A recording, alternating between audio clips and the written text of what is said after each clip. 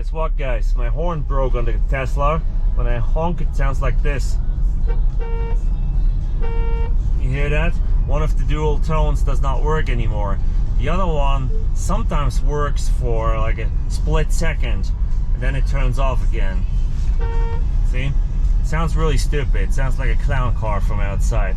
So I'm gonna have to text the mobile service come to the house, and hopefully he'll take care of that and fix it. So I'll show you what he's doing.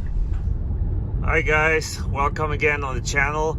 So as I just said, my horn broke and it's fixed. I had the Tesla mobile service come. The guy did a good job. He was not talking or showing much, but he was friendly, and he took the old horn out. He did not have to take the bumper off or anything. He accessed it through the wheel well and put a new horn in. He just said the old horn broke. He doesn't know why.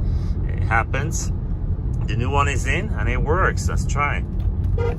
Ah, there you go. I hit that a little weird there with my thumb the first time.